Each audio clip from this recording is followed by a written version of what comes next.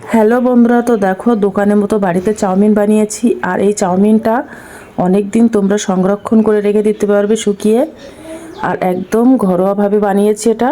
Hello বন্ধুরা, তো আমি আজকে আবার অন্যদিনের মতো নতুন একটা রেসিপি নিয়ে এসেছি। আজকে রেসিপি হচ্ছে ঘরোয়াভাবে চাউমিন বানানো। আমি এই চাউমিনটা কিভাবে বানাবো তোমরা সবাই শেষ পর্যন্ত ভিডিওটা স্কিপ না করে পাশে থেকে দেখার জন্য অনুরোধ রইল। তো চলো।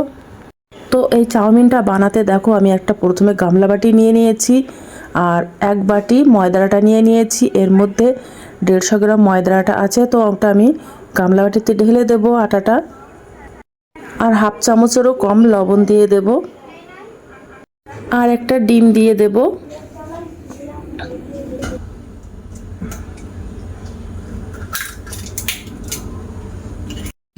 আর এর মধ্যে আমি 2 চামচ সাদা তেল দিয়ে দেব।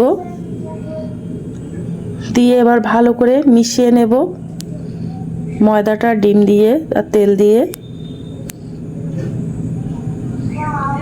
তো এবার একটু জল দিয়ে দেব, দিয়ে একটু হালকা করে নেব। আর জলটা কিন্তু আমি একেবারে দেব না, অল্প অল্প করেই জলটা দেব। বেশি করে একসঙ্গে দিলে ব্যাটারটা কিন্তু একদম হালকা হয়ে যেতে পারে, তার জন্য।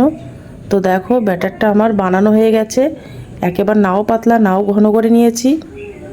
তো দেখো ব্যাটারটা কতটা আমি হালকা করে নিয়েছি, একেবারে কিন্তু খুব হালকা করিনি, একেবারে ঘনও করিনি। আর দেখো একটা আমি বোতল নিয়ে নিয়েছি, আর বোতলের মুখটা একটু মোটা সুচ দিয়ে আমি একটু ছিদ্র করে নিয়েছি। এবার আমি ব্যাটারগুলো বোতলের মধ্যে ভরে দেব। তো ভরা হয়ে গেছে, এবার আমি একটা উনানে ফ্রাইং প্যান দিয়ে দিয়েছি। দিয়ে বোতলটা এবার ঘুরিয়ে ঘুরিয়ে গোল গোল করে পেঁচিয়ে পেঁচিয়ে এগুলো দিয়ে দেব। তো দেখেছো দিয়েছি এইভাবে। তো দেখো ওইভাবে দিয়েছি, আর শুকিয়ে গেছে, 1 মিনিটের মধ্যেই কিন্তু হয়ে গেছে। আর এগুলো খুব দ্রুত হয়ে যায় এই চাউমিনগুলো। তো এবার একটা প্লেটে আমি তুলে নেব। তো আর একটা বার আমি এভাবে করে নেব, আর বাদ বাকি চাউমিনগুলো আমি কিন্তু এইভাবে বানিয়ে নেব। তো দেখো চাউমিন বানানো সব কমপ্লিট হয়ে গেছে। আর এক বাটি আটায় কতটা চাউমিন হয়েছে, একদম দোকানের মতো ঝরঝরে।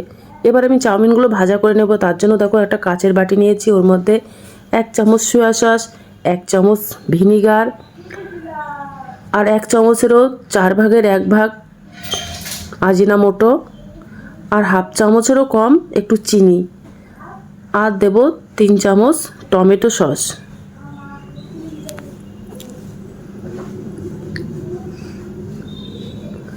এবার ওর মধ্যে একটু জল দিয়ে দেব, দিয়ে একটু ভালো করে মিশিয়ে নেব। আর একটু গোলমরিচের গুঁড়ো দিয়ে দিয়েছি। আর এবার দেখো ফ্রাইং প্যানে একটু তেল দিয়ে দিলাম, কাঁচা লঙ্কা কুচোনো আর পেঁয়াজ কুচোনো ওটা দিয়ে দেব।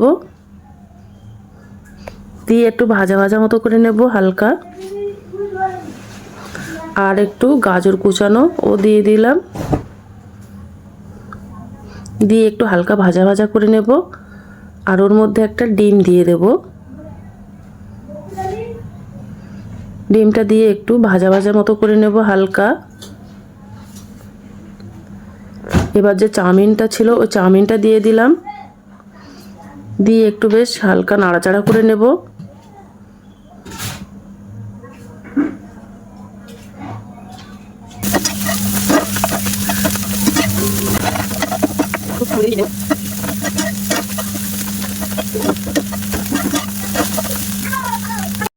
যে মিক্সারটা বানিয়ে রেখেছিলাম ওটা এবার দিয়ে দেব চাউমিনের মধ্যে,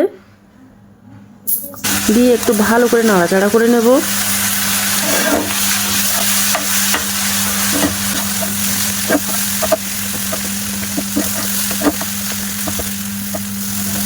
আর ওর মধ্যে এবার একটু চাউ মশলা দিয়ে দেব,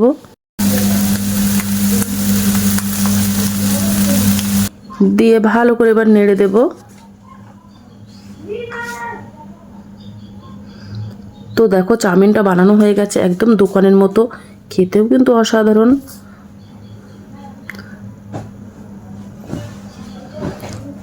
তো একটু খেয়ে দেখবো যে কেমন হয়েছে। তো দেখো একদম দোকানের মতো হয়েছে, কত সুন্দর, খেতেও কিন্তু অসাধারণ এই চাউমিনটা। তোমরা একবার হলে বাড়িতে ট্রাই করতে পারো। তো আজকের দিনের মতো ভিডিওটা এখানে শেষ করছি। আগামী দিন আবার একটা নতুন ভিডিও নিয়ে চলে আসবো। তো টাটা, বাই বাই, সবাই ভালো থাকো।